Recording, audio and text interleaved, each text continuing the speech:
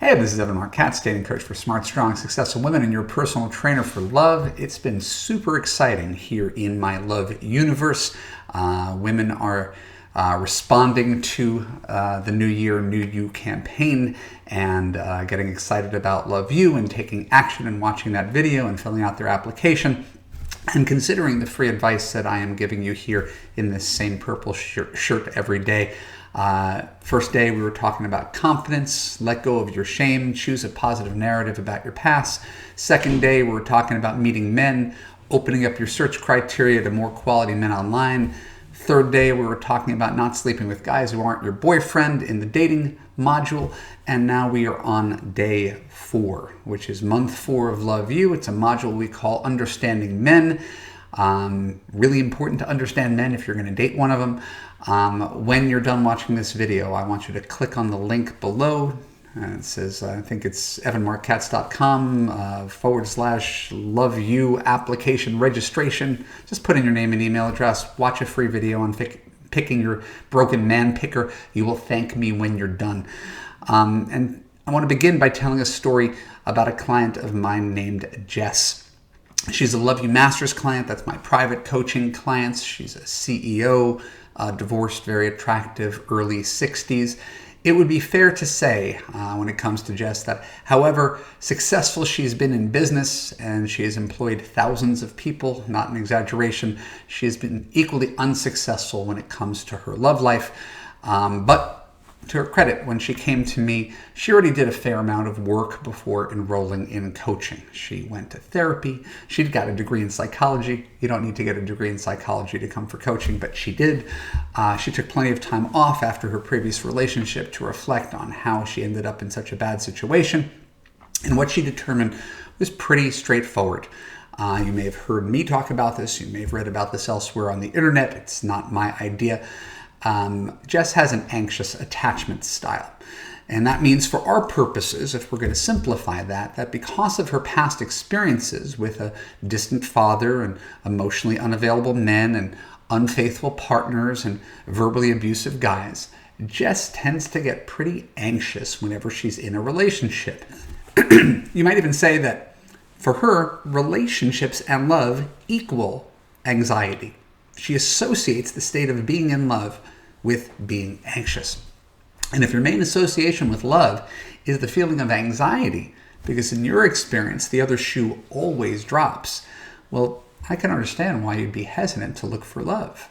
Right? Why would you do anything to make yourself anxious? You don't have to be a shrink to understand this. People tend to seek pleasure and avoid pain. And if relationships have always proven to be painful, what's the incentive to seek out more pain?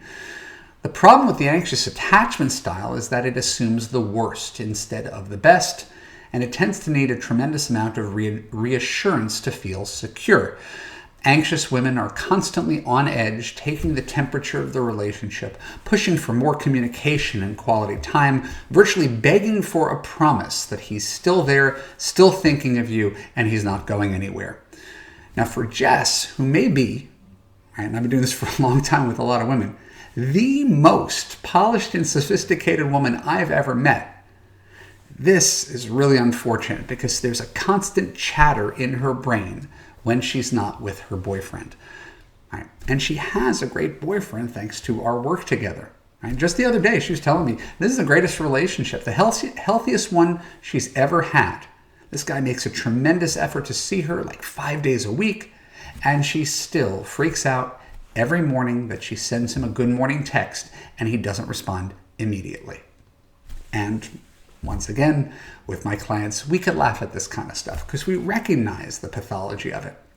And I could even identify with it.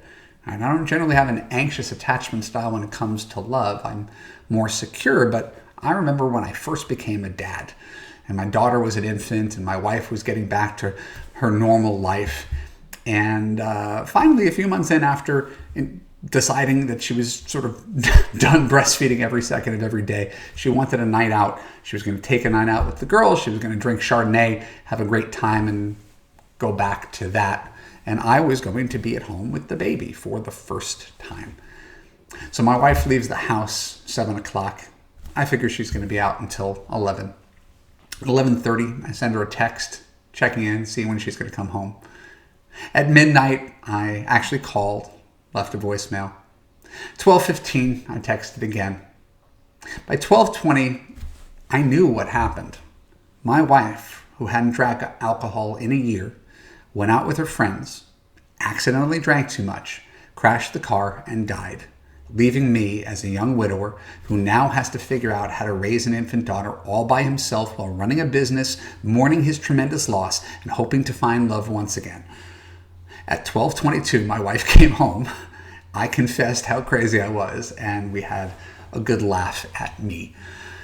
Now, that's normal-ish, but it's easy to see where I went wrong in that, because instead of considering the most obvious answer, which is that my wife will stay at any party as late as possible talking to people until she's physically escorted out, I concocted a theory to explain my worst fears and worked myself into a borderline panic over something that wasn't remotely true.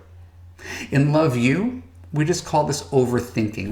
We mark it, right, when I write about it, with just OT.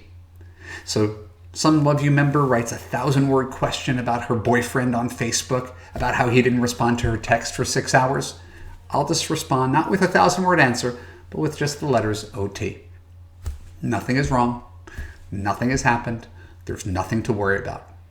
If your boyfriend of 3 months loved you last night and he hasn't responded to your text yet today, which possibility is more likely? A, he changed his mind about you overnight and is suddenly ghosting you. B, he's working and hasn't checked his cell phone. Jess, my client, knew she was OTing because she knows her boyfriend's behavioral patterns well. He sees her 5 times a week. He calls her every night.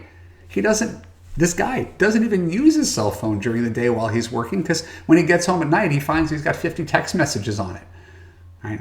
So that's his pattern. So it seems to me like a pretty clear case of anxious attachment style and overthinking, does it not? So my advice to Jess, believe it or not, was to stop texting her boyfriend good morning. If she gets anxious when he doesn't respond to her texts, and he's a guy who doesn't respond to texts during the day while he's working, why create this feedback loop that just tortures her? Jess, unlike many of my clients, is actually taking my advice. Instead of needing constant reassurance every few hours, Jess knows that her boyfriend will predictably call her every night, because he always has, because he cares about her, because he wants to talk to her, because it's in his best interests to be a good boyfriend and maintain the relationship, or he might lose her. Notice that shift in energy. Jess is not demanding that he text her back during his workday if he's not inclined to. She's not spending her days with her mind spinning and her stomach churning while she stares at her phone. Jess already has a great boyfriend. All she has to do is trust him. Wouldn't it be great if you could stop OTing and find a man you trust? Wouldn't it be great if you could silence the fearful voices in your head and carry yourself with confidence? Wouldn't it be great if you had the best dating coach in the world holding your hand through this process, calming your anxiety and showing you how to be your best self? Yes, it would. So do yourself a favor, click the link below, apply to Love You, and I will make it my personal mission to get you a relationship where you feel secure, safe, heard, and understood. I'll see you tomorrow. Thanks a lot. Bye-bye.